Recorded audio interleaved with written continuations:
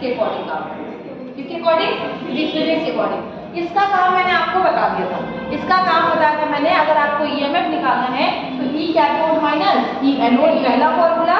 दूसरा मैंने बताया था कि अगर किसी का भी सेल का ईएमएफ निकालना है तो क्या करेंगे हम? Nernst equation. क्या लगाएंगे? और नर्स्ट इक्वेशन मैंने आपको एक्सप्लेन कर रखा है, करा भी रखा, क्वेश्चन भी कराया था। जो लोग ट्यूसडे को नहीं आए थे उन्हें नहीं आता होगा, हम ट्यूसडे को ही बात करा के गए थे। ठीक, आज आ जाओ, यहाँ पे आती है बात दो लॉज की। जब हम इलेक्ट्रोलिटिक सेल की बात करते हैं तो दो लॉ, इसकी बात की थी फैराडे ने, और आपको शायद याद हो तो फैराडे की तो करंट की डिस्कवरी किया गया था। एक्चुअली आपने फैराडे लॉ पढ़ा था फिजिक्स में, एक चैप्टर है, तो फिजिक्स का नाम लो और दिमाग लगा था, लेकिन सुनो मेरी बात यहाँ से। एक चैप्टर आता है इलेक्ट्रोमैग्नेटिक इंडक्शन, नाम सुना है कि नहीं? एसी सुना है कि नहीं? उसमें फैराडे ने तो सब कुछ डिस्कवरी की थी। उन्होंने क्या कहा था कि एक करंट कैरिंग कॉइल है, उसको अगर किसी के पास ले जाओ तो कोई क्या करेगा? इंडक्शन क्या जनरेट करेगा, जिसको आप लोग बोलते हो प्रेरक या प्रेरकत्व। क्या बोलते हो?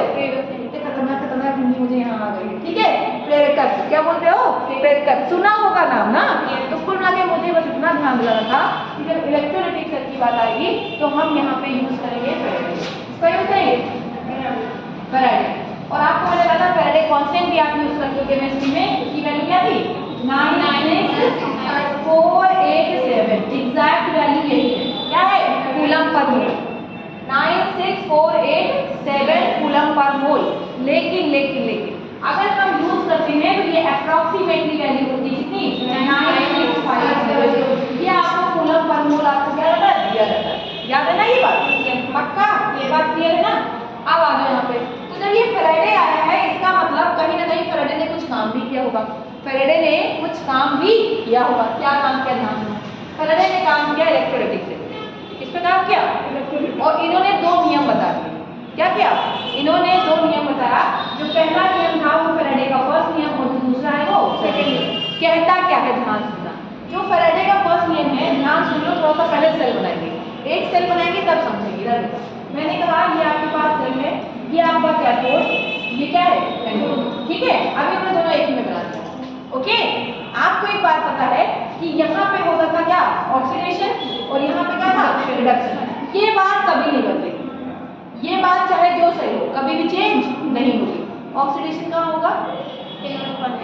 हमेशा, चाहे इलेक्ट्रोलिटिक सेल हो और चाहे इलेक्ट्रोकेमिकल सेल हो। हमने कहा ये बात कभी भी चेंज नहीं करना है। ये बात कभी भी चेंज नहीं करना। अगर तुम्हारे दिमाग में डाउट आ रहा है इसका मतलब आपने गलत पढ़ा है, आपके दिमाग में गलत छपा है। सुनो, अभी हम प्रूफ करके दिखाते हैं। क्या करके दिखाते हैं? प्रूफ करके दिखाते हैं। ठीक, अब ध्यान सुनिएगा, ये आपका हो गया एनोड, ये क्या हो गया? आई बात समझ में? अभी हम प्रूफ करके आपको दिखाते हैं। अब क्या किया हमने? इसके अंदर डाल दिया पानी, डाल दिया और पानी में मिला दिया NaCl। क्या कर दिया? पानी में क्या मिला दिया? NaCl। आपने पढ़ा ना, पानी में NaCl का जो सॉल्यूशन होता है इसको हम लोग क्या बोलते हैं? जरा नाम बता दो तो। फिर क्लास 10th की बात आ गई। Aqueous solution of sodium chloride तो क्या कहते हैं? क्या कहते हैं भैया?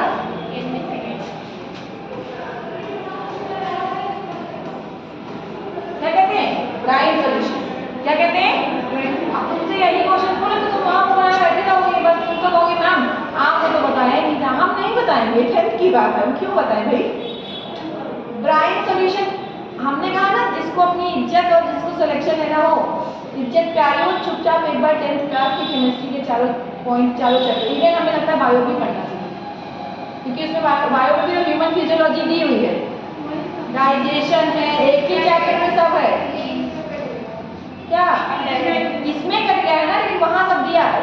बेसिक नहीं कटा है। आ जाइए, बेसिक नहीं कटा है। बेसिक कोई काट ही नहीं सकता। बेसिक आपकी चेन बनाता है। बेसिक क्या करता है? चेन। और जब तक आपकी चेन नहीं होगी पढ़ाई में, आप पढ़ाई नहीं कर पाओगे। ये थोड़ी बहुत बातें आप उनको समझ में आ रही होंगी जो रेगुलर क्लास कर रहे हैं। क्यों? क्योंकि एक चेन बना है। अभी क्या है, तुम 4 दिन ना हो, 2 दिन आओ, नहीं आएगा, हम तो सीधे कह रहे नहीं समझ में आएगा, क्योंकि इतना आसान था तो तुम्हें अब तक समझ ना आ जाता, अब तक आ जाता ना। आ जाओ, ये ब्राइन सॉल्यूशन है, राइट? सुनो ध्यान से, इधर अब हमने क्या कर दिया? ब्राइन सॉल्यूशन लिया और यहाँ पे हमने एक लगा दी क्या? बैटरी। क्या लगा दी? बैटरी लगा दी, राइट? क्लियर? अगर ये बैटरी हम दिखा रहे हैं, इसका मतलब ये सॉल्यूशन ये इलेक्ट्रोलिटिक सेल का। कैसे सेल का यूज कर रहे हैं? इलेक्ट्रोलिटिक सेल का। ठीक, अब क्या हुआ आपको पता है कि ये जो NaCl है, यहाँ पे देखो Na किसमें टूटेगा? Na प्लस में टूटेगा कि नहीं टूटेगा? ऐसे ही Cl किसमें टूट जाएगा? माइनस में टूटेगा। पानी किसमें टूटेगा? H प्लस में टूटेगा। और पानी का दूसरा मॉलिक्यूल OH माइनस टूटेगा कि नहीं? ध्यान सुन लो, हम एकदम बेसिक से बता रहे हैं इलेक्ट्रोलिटिक सेल। अभी तुम्हें फैराडे लॉ एक चुटकी में आ जाएगा, एक चुटकी में तुम्हें फैराडे लॉ कभी रटना नहीं पड़ेगा। अब सुनो क्या होगा, आपने अगर कभी गलती से या कभी बचपन में पढ़ा होगा तो देखो मेरी बात ध्यान सुनना, यहाँ पे ये प्लस है राइट, और यहाँ पे क्या है? माइनस है, सही। तो माइनस वाले का देखो, माइनस वाला कहाँ जाएगा? किसकी तरफ जाएगा? एनोड की तरफ। किसकी तरफ? एनोड की तरफ। क्यों जाएगा एनोड की तरफ? उसको करना है ऑक्सीडेशन। क्या करना है? हमने कहा ये नियम मत भूलना, काम हो जाएगा। इधर देखो मेरी बात ध्यान सुनो, मान लो ये क्लोरीन है, एग्जाम्पल मान लो ये क्या है? क्लोरीन है। ये क्लोरीन था Cl माइनस और बदल गया किसमें? Cl2 में, और साथ में क्या रिलीज कर दिया? दो इलेक्ट्रॉन। आप याद करो इलेक्ट्रॉन का निकलना क्या होता है? ऑक्सीडेशन। और एनोड पे हमेशा क्या होगा? ऑक्सीडेशन होगा कि नहीं होगा? यानी कि सॉल्यूशन से कौन उठा? क्लोरीन उठा, सही। कौन उठा? क्लोरीन। और क्लोरीन कहाँ चला गया? एनोड पे। कहाँ गया? एनोड पे। उसने फिर से क्या किया? दो इलेक्ट्रॉन क्या कर दिया? रिलीज किया कि नहीं? अब आपको पता है तो उल्टा कौन? सोडियम कहाँ जाएगा? सोडियम कहाँ जाएगा? कैथोड पे। सोडियम कहाँ चला जाएगा? कैथोड पे। ये Na+ क्या करेगा? इन इलेक्ट्रॉन को एक्सेप्ट करेगा और किसमें बदल जाएगा? Na। देखो रिडक्शन हुआ कि नहीं हुआ? रिडक्शन हुआ कि नहीं? बोलो, हुआ कि नहीं? अब यही सेम प्रोसेस चलता है, यानी कि कहने की बात इस पूरे में सिर्फ एक बात आपको समझनी है, जो मैं बोल रही हूँ वही ध्यान रखना आंसर। अगर आपसे कभी पूछे कि एनोड पे कौन जाएगा और कैथोड पे जाएगा कौन, तो आप कैथोड पे याद रखना मेटल। क्या याद रखना? कभी तुम्हारा गलत नहीं होगा, तुम चेक करना। और एनोड पे कौन जाएगा? आप चेक देखो, चेक करो। क्लोरीन कैसा है? नॉन मेटल है। कहाँ गया? एनोड पे, सही। और मेटल है कौन? सोडियम आयन है कि नहीं? सोडियम कहाँ गया? गया कि नहीं गया? अब देखो ये तब तक तुम्हारे लिए हेल्प करेगा जब तक तुम्हें मेटल और नॉन मेटल का कॉन्सेप्ट आएगा। अब मेटल और नॉन मेटल का कॉन्सेप्ट क्या है? मेटल कहता है कि मैं इलेक्ट्रोपॉजिटिव एलिमेंट हूँ, बता चुकी हूँ मैं ये बात। मैं क्या हूँ? इलेक्ट्रोपॉजिटिव एलिमेंट, सही। जबकि नॉन मेटल क्या होता है? Electronegative element. अब सुनो, अभी सुनो, इसमें बहुत खतरनाक कॉन्सेप्ट है। एक तो बात क्लियर हो गई कि तुम्हारे दिमाग से तुम्हें ये ध्यान रखना है इलेक्ट्रोपॉजिटिव आयन कहाँ जाएगा? कैथोड पे। और इलेक्ट्रोनेगेटिव कहाँ जाएगा? एनोड पे। इतनी बात क्लियर है सबको? आप सुनो अगली बात। साथ में बैठा हुआ है H+ और OH-। कौन बैठा है? H+ और OH-। तो भैया इनको भी तो जाना है, इनको भी तो जाना होगा। तो आप इधर सुनना ध्यान से। फिर देखो ये नॉन मेटल क्या बिहेव करेगा? किसकी तरफ? मेटल की तरफ। मतलब ये कहाँ चला जाएगा? एनोड पे। और ये कहाँ चला जाएगा? कैथोड पे। यानी इस केस में जब कभी भी पानी आएगा, जब क्या आएगा? पानी आएगा, तो कैथोड पे भी दो लोग जाएंगे और एनोड पे भी दो लोग जाएंगे। तो कैथोड पे कौन कौन गया भैया? Na+ तो गया ही गया, इसके साथ और कौन गया? H+। अब तुम समझ गए कॉन्सेप्ट आ गया। फिर यहाँ पे कौन गया? Cl- गया, उसके साथ साथ कौन जाएगा? OH- जाएगा कि नहीं जाएगा? ठीक है। अब बहुत टफ लेवल की बात मैं पढ़ा रही हूँ, जो शायद तुम कनेक्ट कर पाओ तो बहुत जरूरी है। क्या होता है? क्वेश्चन पूछा जाता है कि यहाँ पे Na+ नहीं मिलता है, यहाँ पे मिलता है हमको हाइड्रोजन गैस। जब आपने कभी बचपन में पढ़ा होगा, हम तुम्हें एक बात सिखा देते हैं। देखो बचपन की बात तो ले चल रहे, फिर वापस यहाँ आएंगे। बचपन इसलिए कि तुम कनेक्ट कर पाओ। देखो आपने पढ़ा था जब NaCl होता है, इसका रिएक्शन कहाँ? पानी में करते हैं, तो आपका क्या बनता था? NaOH और H2 गैस और Cl2 गैस। या फिर आप बहुत प्यार से लिख देते थे इसी को मिला करके क्या? HCl। क्या लिखते थे? HCl। ये बात किसी को पता है कि नहीं? ये बचपन की रिएक्शन है। देखो यही तो करते थे। यहाँ से देखो अब करते कैसे थे? देखो ये प्लस में, ये माइनस में, यहाँ टूट गया इसमें H+ में और ये OH- में। आपको पता है माइनस के साथ कौन जाएगा? प्लस। अपोजिट चार्ज क्या करते हैं? अट्रैक्ट। और नेगेटिव के साथ पॉजिटिव। यही तो है ना? देखो जरा देखो यहाँ पे कौन सा चार्ज है? प्लस का है, और ये OH कैसा है? माइनस का। तो ये दोनों साथ में आ गए। देखो आया कि नहीं आया? ऐसे ही देखो ये H+ और ये Cl- कहाँ साथ में आया कि नहीं आया? आया कि नहीं आया? और HCl क्या होती है? अगर इसको दी जाए, ध्यान सुनो, इलेक्ट्रिसिटी अगर HCl में पास करा दी जाए तो वो अकेले क्या होती है, उसमें टूट जाता है H2 और Cl। कैसे टूटेगा, सेम वही प्रोसेस, देखो इधर H प्लस और फिर Cl माइनस, याद आया? H प्लस कहाँ चला जाएगा, H प्लस कहाँ जाएगा, कैथोड पे, और Cl माइनस कहाँ जाएगा, कैथोड पे। सही आई बात समझ में नहीं? तो रियलिटी में ये रिएक्शन होती है। रियलिटी में क्या होती है, ये कक्षा 10 में रटी रटाई रिएक्शन है, जाकर के एक चैप्टर है मेटल नॉन मेटल, हम तुमसे 1000 बार कह चुके हैं, जब तक बेसिक नहीं आएगा केमिस्ट्री को रिलेट नहीं कर पाओगे। हम फिर बता दे रहे हैं, और फिर नीट का पेपर भी अटेंड करना आसान नहीं होगा, क्योंकि आप इतना बेसिक, वैसे तो मैं कह रही हूँ एनसीईआरटी रट लो, दैट्स इनफ। इनफ क्या, बहुत ही इनफ। अगर तुम्हें एनसीईआरटी आ गई तो तुम एकदम जान लो नीट का एग्जाम निकालोगे 11th 12th की, और 11th 12th की एनसीईआरटी में ये सब बातें कहीं कहीं मेंशन होती है चुपके ऐसे लाइन से। जो टीचर कहते नहीं कि एनसीईआरटी में कुछ होता नहीं है, बहुत सारे टीचर का डायलॉग ये होता है, एनसीईआरटी क्या पढ़ा है, इसमें तो कुछ होता ही नहीं है। नहीं, बहुत लोग का ये डायलॉग है, तुम चाहे सुने होगे, एनसीईआरटी कुछ नहीं होता, स्कूल लेवल पे ज़्यादा तरीके बातें चलती है। इसको कहेंगे इसमें कुछ है ही नहीं, पढ़ाने की किताब ही नहीं है, वही मोटी वाली किताब 12 दिन तुमसे खरीदवाते हैं। लेकिन मैं सही बता दूँ, इसमें ऐसी हिडन बातें, इतनी छुपी हुई बातें हैं कि आप सोच नहीं सकते। तो आ जाओ, आप सुनो ध्यान से, फिर से सुन लेना। अब आपको यहाँ से आपको एक चीज दिख गई कि कैथोड पे क्या मिला, कैथोड पे क्या मिला, कौन सी गैस, हाइड्रोजन। बोलो मेरे साथ, सो नहीं, कौन सी गैस, हाइड्रोजन। और एनोड पे क्या मिला, क्लोरीन ना। और सॉल्यूशन में कौन पड़ा हुआ है, NaOH पड़ा हुआ है ना। तो अब देखो यहाँ पे तुम्हें ऐसा नहीं लगा, देखो दर्शक हमने क्या कहा था, हमने क्या कहा था, ध्यान सुन लीजिए फिर से एक बार।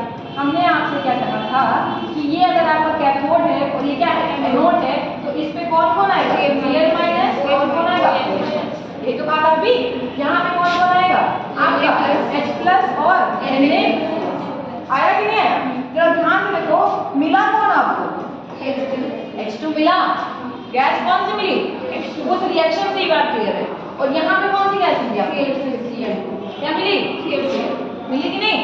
आपका ये सॉल्यूशन में कौन कौन बच गया, OH माइनस, और कौन बच गया, Na प्लस आयन बचा कि नहीं बचा।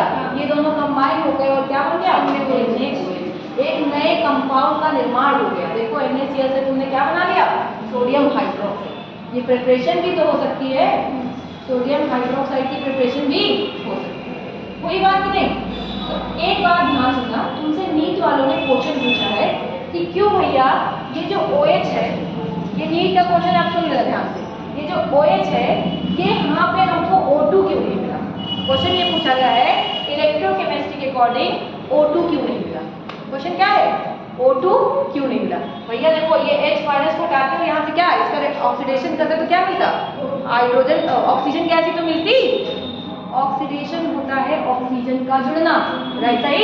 अगर मैं इस OH को उठाऊं और मैं इसको किसमें कन्वर्ट कर दूं, O2 और मान लो H2 में कन्वर्ट कर दूं, तो ये O2 का मिलना क्या है, एक तरीके ऑक्सीडेशन है कि नहीं। तो मिल तो ये भी सकता था। तो नीट वालों ने एक से क्वेश्चन बना दिया कि क्यों नहीं मिला। ऐसी क्या खास बात है कि OH जो है वो O2 में चेंज नहीं हुआ। इसका कारण होता है एक्स्ट्रा पोटेंशियल। क्या है, एक्स्ट्रा पोटेंशियल। सुनो ध्यान से, अब मैं एक बात और बता दूं, जो चीज तुम्हें देखने में हैवी लगे, क्या लगे, हैवी। देखो OH में कितने मेंबर हैं, 2 लोग हैं ना, और क्लोरीन कैसा बेचारा, अकेला है ना। तो जो चीज हैवी है उसको क्या होने में, ऑक्सीडाइज होने में या रिड्यूस होने में ज्यादा पोटेंशियल चाहिए होता है, मतलब ऊर्जा क्या चाहिए, बाहर से ज्यादा चाहिए। और मैंने आपको बताया था केमिस्ट्री यही कहती है कि काम वही कराया जाएगा जिसमें कम ऊर्जा का जरूरत है, सही। तो इस शब्द को केवल इतना बोला गया है, ओवर पोटेंशियल। क्या बोला गया है, ओवर, मतलब कि ऑक्सीजन मिल सकता है, ऐसा नहीं कि नहीं मिलेगा। लेकिन अगर हमने मान लो एग्जांपल, हमने यहाँ एक बैटरी लगाई जो 10 वोल्ट की है, कितनी है, 10 वोल्ट की। तो देखा ये गया कि क्लोरीन जो है वो तो 10 वोल्ट पे आसानी से किसमें कन्वर्ट हो गया, Cl2 में हो गया। लेकिन ऑक्सीजन की डिमांड ये है कि नहीं, मैं 10 वोल्ट पे O2 में कन्वर्ट नहीं होऊंगा, मुझे क्या चाहिए, 100 वोल्ट चाहिए। कितना चाहिए, 100। भाई ज्यादा पोटेंशियल चाहिए, क्या चाहिए, ज्यादा पोटेंशियल। तो ऑक्सीजन का जो पोटेंशियल है ऑक्सीडाइज होने का वो ज्यादा होता है, इसीलिए ऑक्सीजन हमें नहीं मिलती है। दिमाग में ये बात फीड कर लो कि कहीं पे अगर कंपटीशन की बात आ जाए किसकी किसकी, OH और क्लोरीन की, और एक जगह नहीं भी 1000 जगह आएगी, फिर में दिखाते हैं हमको OH की और किसकी आ जाए, क्लोरीन की आ जाए, तो हमेशा एनोड पे कौन मिलेगा, एनोड पे कौन मिलेगा, Cl।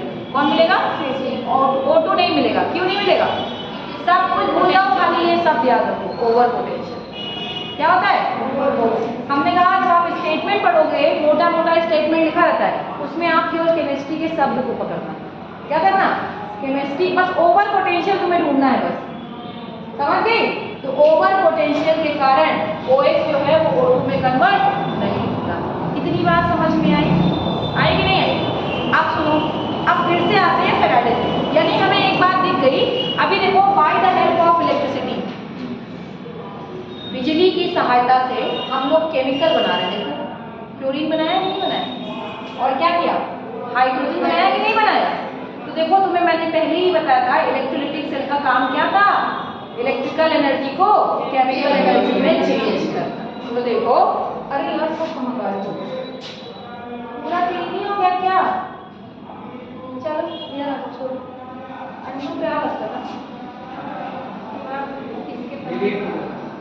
पूरा गया, हमको लगा चलो छोड़ो कोई बात नहीं, पूरा ही चला जाएगा, पहले और दिक्कत। इधर सुनना ध्यान से, कुल मिला के क्या क्या बात हमने बताई, वो बात आपको लिखी, ठीक है। क्या बताया हमने कि देखो कभी भी याद रखना है, अगर बाहर से हमने क्या सप्लाई किया, पोटेंशियल सप्लाई किया, और क्या बनाया, कैथोड और एनोड पे क्या जनरेट किया, केमिकल। तो ये कौन सी सेल है, इलेक्ट्रोलाइटिक। कौन सी सेल है, इलेक्ट्रोलाइटिक। अगला क्या बताया था हमने, हाइड्रोजन और ऑक्सीजन, सॉरी OH और Cl में कंपटीशन किसका नहीं होगा, कौन जाएगा, क्लोरीन।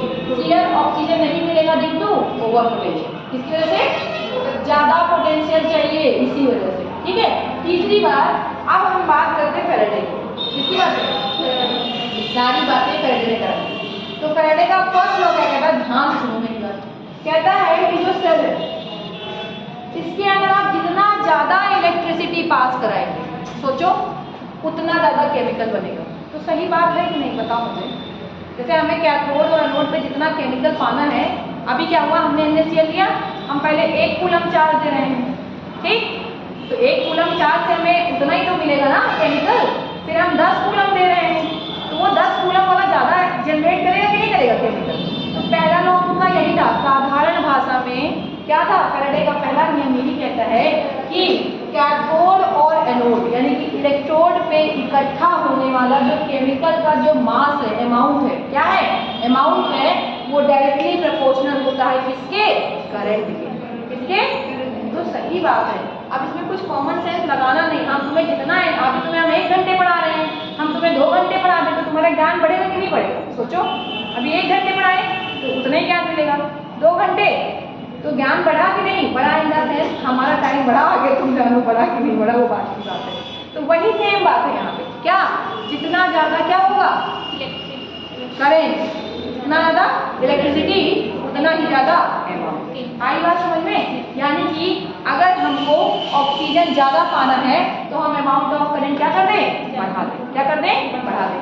अगली बात सुनो क्या हुआ, अगली बात आ गया, अगली बात को बोलते हैं लॉ ऑफ इक्विवेलेंट। क्या बोलते हैं, जो उनका फैराडे का दूसरा नियम था वो क्या कहता है, लॉ ऑफ इक्विवेलेंट। तो सुनो, कुछ बहुत बड़ी बात नहीं थी, अब इसमें आपकी जरूरत लगेगी इक्विवेलेंट मास, जो कि आपके सर ने लिखवाया होगा, उम्मीद करते हैं ना। इक्विवेलेंट मास नाम सुना है सबने, क्या होता है, हाँ, एन फैक्टर बोल दो या फिर वैलेंसी बोल दो, चार्ज बोल दो, व्हाट यू वांट, किसी भी तरीके से। कुल मिला के आप लोग को आता है कि नहीं इक्विवेलेंट मास, हम मान लेते हैं कि आता है, ठीक है।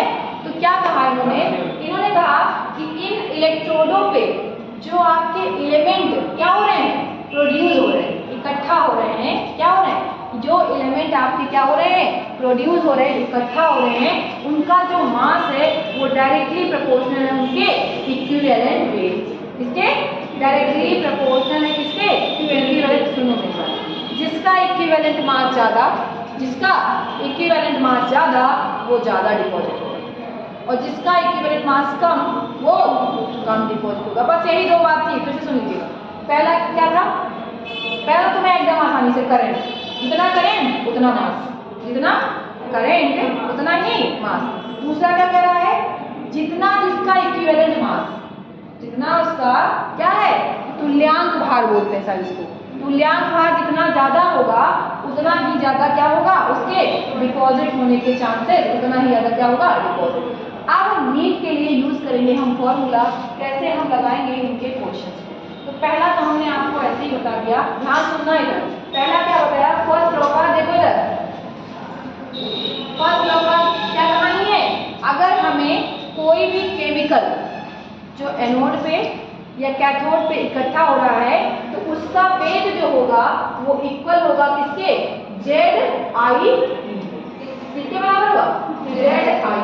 और सुंदर लिखना चाहे तो ये जो जेड है जेड टू लिखे रहो, इसके साथ साथ इसको क्या लिख देंगे हम, क्या लिख देंगे, फटाक से लिखिए ये बात।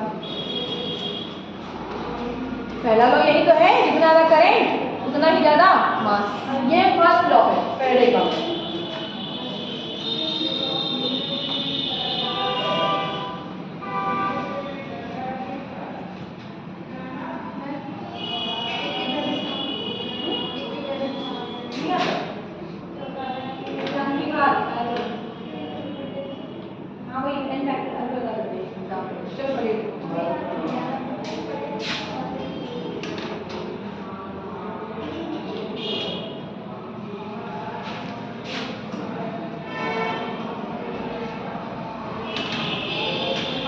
प्रेफरेंस से वो चीजें बता रहे हैं जिससे आपका ज्यादा क्वेश्चन हो जाए।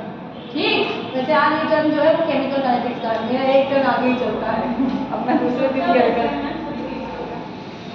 वही कह रहे। अब मुझे केमिकल काइनेटिक्स फिर नेक्स्ट टाइम से तो करना स्टार्ट करें, आज पहले ही करा दे फिर केमिकल काइनेटिक्स स्टार्ट करें। ठीक, सेकंड लॉ देखो कुछ नहीं कह रहा है, देखो इधर मेरी बात सुनो, दो लोग हो गए, दो लोग हो गए, मान लो एक सब्सटेंस ए है, इधर सुन लो पहले ध्यान से, एक सब्सटेंस ए है जो कि किसी भी इलेक्ट्रोड पे इकट्ठा हो रहा है, एनोड पे या फिर कैथोड पे कहीं पे, तो इसकी कहानी क्या हो जाएगी, इसका मास मान लेते हैं क्या है WA, मास कितना है WA जितना मिल रहा है, और इसका इक्विवेलेंट मास कितना है कितना है EA।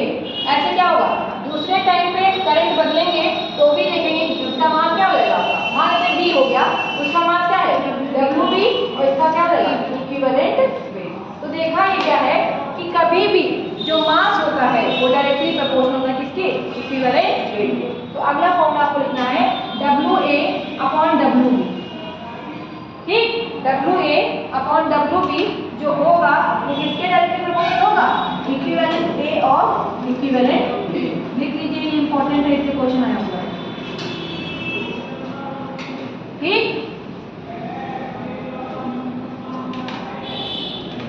जहाँ पे जो E है आपका E, ये है आपका इक्विवेलेंट मास यानी कि तुल्यांकी भार,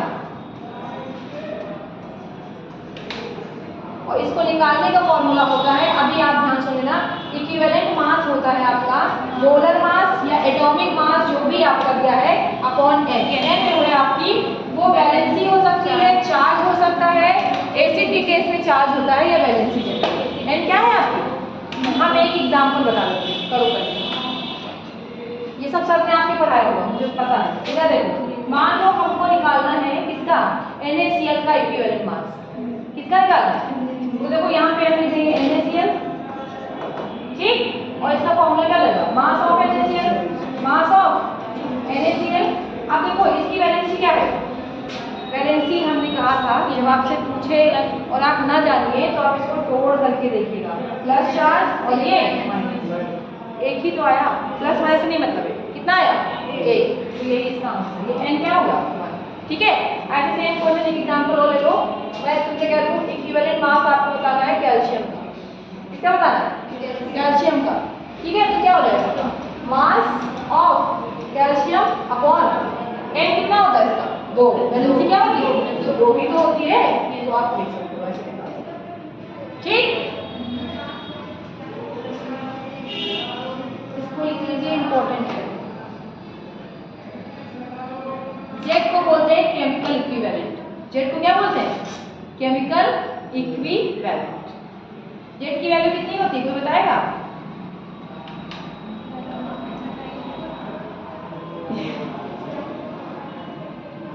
जेड कैसे निकालते हैं, अगर एनसीईआरटी पढ़े होते तो हम आज उनसे तुम मैं फिर कह रहे हैं एनसीईआरटी को हल्के में ना लो, तुम्हें रुला देगा। और सिलेक्शन एनसीईआरटी के सिवा कोई और कराता नहीं, तुम चाहे ज्ञानी बन जाओगे बस।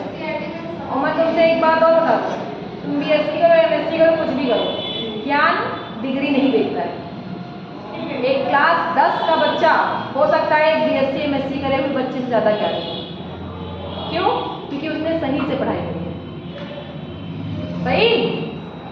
और एक हम फिर कह रहे हैं, आप खाली ये कह दो चाहे कि हम एमएससी किए हैं, वो दिखता है आपकी बातों से। मैं फिर बता दूँ, वो जो आपका चाल ढाल और तरीका होता है आदमी का, उससे पता लगता है कि इसका नॉलेज क्या हुआ। मैं तुम्हें सही बता रही हूँ, ये बात तुम चाहे जाके ऑब्जर्व करके देख लो।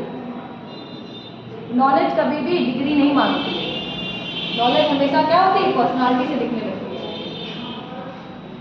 एक काम करेंगे, होमवर्क लिखिए, जेड की वैल्यू एनसीईआरटी से में आप ढूंढ के लाएंगे। लिखिए भाई, जेड आप एनसीईआरटी से ढूंढ के लाएंगे। नहीं, ऑप्शन कोई नहीं, ऑप्शन जब दिमाग को रखेंगे। देखो, जेड केमिकल इक्विवेलेंट आप ढूंढ के लाएंगे, एनसीईआरटी से ढूंढिएगा। मैं फिर कह रही हूँ एनसीईआरटी से ढूंढना, कोई और किताब नहीं, गूगल नहीं। ठीक, कितनी बार होप्स हो कि आपको क्लियर होगी। ठीक, आप लिखे रहिएगा, जब आपको क्वेश्चन कराएंगे, आप देखो 2-4 क्वेश्चन आता है, जेड की वैल्यू आपको बता देगा, आई दे देगा, टी दे देगा, सॉल्व कर लेंगे ना। फिर इसका एक क्वेश्चन लिख लीजिए, इसका एक क्वेश्चन लिख लीजिए। देखो, हम देते हैं क्वेश्चन, देखो, find the weight deposited, find the weight deposited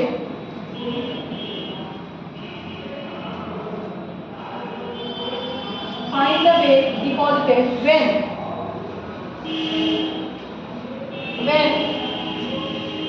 71 gram of when 71 gram of chlorine 71 gram of chlorine found in anode found at anode on electrolysis of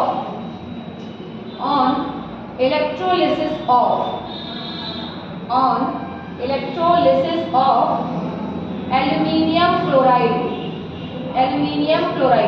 bracket में लिख लीजिए मोल्टेन, पानी नहीं है इसमें। 71 ग्राम नहीं, एल्यूमिनियम क्लोराइड में वेट नहीं दिया है। क्वेश्चन क्या कह रहा है कि क्लोरीन कितना है आपकी 71 ग्राम, और आपको सिर्फ एल्यूमिनियम क्लोराइड दिया गया है। आपको क्या बताना है? वेट बताना है किसका? एल्यूमिनियम का। किसका बताना है? एल्यूमिनियम। चलिए लगाइए दिमाग। ये तो जब मैम आप बताती तो बड़ा अच्छा लगता है, लेकिन ऐसे क्वेश्चन आता है दिमाग खराब हो जाता है। लगाओ एल्यूमिनियम क्लोराइड। बेटा एल्यूमिनियम क्लोराइड का फॉर्मूला होता है AlCl3। लिख लो लोग, लिखा दिया मैंने।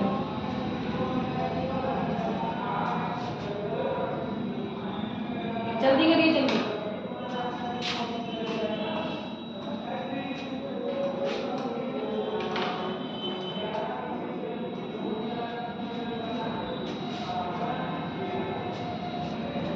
आपसे पूछा है वेट ऑफ एल्यूमिनियम और दिया है वेट ऑफ क्लोरीन। कितना दिया है? 71। ठीक, ये पूछा है।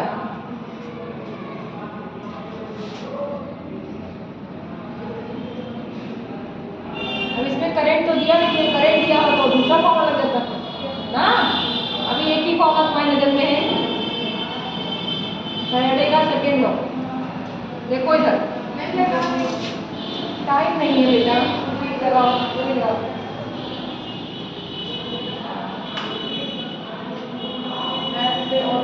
हाँ लगाओ ना, रखो जो वैल्यू दी होती है। की वैल्यू वेट ऑफ एल्यूमिनियम लिखो, कितना होता है बेटा? एल्यूमिनियम का इक्विवेलेंट वेट कितना होता है? 9 होता है। 9 इक्विवेलेंट वेट चलो नहीं आता, हम बता देते हैं। इक्विवेलेंट वेट ऑफ एल्यूमिनियम, देखो मॉलिक्यूलर वेट एटॉमिक वेट कितना है उसका? 27। कितना होता है? एल्यूमिनियम का मास कितना पड़े हो? 47 तो पड़े हो, सही। और उसकी वैलेंसी 3 से काट दो। एल्यूमिनियम में कितना जा रहा है? 3 ही, तो कितना आ गया? 9। क्लोरीन का निकाल लो, क्लोरीन का मास कितना होता है बेटा? 35.5 होता है ना। विद चार्ज एक ही होता है, तो यही इसका मास हो जाएगा, दोनों चीजें सेम रहेंगी। 35.5 ओके। 35 कैसे आए मैम? क्लोरीन मास क्लोरीन हाँ क्लोरीन का Cl एटम का मास, Cl एटम का मास, Cl अकेले का भी। आ लो इधर, क्या लिखेंगे? Weight of aluminium is equal to atomic equivalent weight of aluminium upon इधर वेट ऑफ क्या पूछा था? क्लोरीन। Cl का लेंगे, Cl2 नहीं, यहाँ पे हो जाएगा वेट ऑफ क्या लेंगे? इक्विवेलेंट अरे हाँ इक्विवेलेंट वेट ऑफ क्लोरीन। ठीक, चलो रख दो वैल्यू, ये पूछा ही है, x मान लो। वेट ऑफ क्लोरीन कितना दिया है, जरूरी नहीं है वो Cl2 नहीं है, कितना दिया है? 71। बात खत्म। ये हो गया आपका, कितना हो गया? Equivalent weight of aluminium 9, chlorine में कितना है? 35.5। सॉल्व कर लो आंसर, ये इधर से बदलेगा, x हो जाएगा आपका 9 × 71 अपॉन 35.5। तो काटेंगे तो 2 आ जाएगा, आंसर आ गया कितना? 18 आ गया। ये सबसे टफ क्वेश्चन था फैराडे का, और कुछ क्वेश्चन देख करके आंसर लगाने होते हैं, उन क्वेश्चंस को हम बताते हैं। जो क्वेश्चन आपको एग्जाम में फैराडे के नियम से आते हैं और देख कर लगाना है, मतलब पेन में नहीं यूज करना है, सीधे देखा और सीधे क्या कर दिया हमने? आंसर। ये वाला क्वेश्चन आपको अच्छे से लगाना, और मैं एक बात बता दूं, तुम लोग मुझसे फर्जी को पढ़ रहे हो, ये फर्स्ट चैप्टर में था, मोल कॉन्सेप्ट में भी ये सब पढ़ा चुके हैं तुम्हें। हमने कहा ना ये सर ने आपको कहीं ना कहीं पढ़ाया जरूर होगा, बट स्टिल ठीक है मैं पढ़ा देती हूँ। ओके, पर हमने आज माइक तो लगाया नहीं और रिकॉर्ड हो रहा है लेक्चर। लेक्चर रिकॉर्ड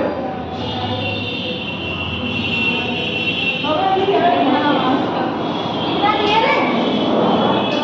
अब आप जाइएगा, अभी के लिए इतना ही काम करिएगा, इस तरह के जितने भी क्वेश्चन नीट में आए हैं प्रीवियस लगा लेना, दिक्कत तो हमसे लगाना जरूर। ठीक, अगले कुछ क्वेश्चन होते हैं जिनको देख करके लगाना है। देखो जो फर्स्ट लॉ के क्वेश्चन है उनको क्या करना है? आपको एकदम देखना है और क्या करना है? फटाफट चेक करना है। कैसे चेक करते हैं? तो इधर ध्यान सुनना। जैसे तुमसे कह रहे कि कैल्शियम +2 किसमें बदल रहा है? Ca में। किसमें बदल रहा है? तो आपको पता है कितने इलेक्ट्रॉन जनरेट हुए? 2 इलेक्ट्रॉन।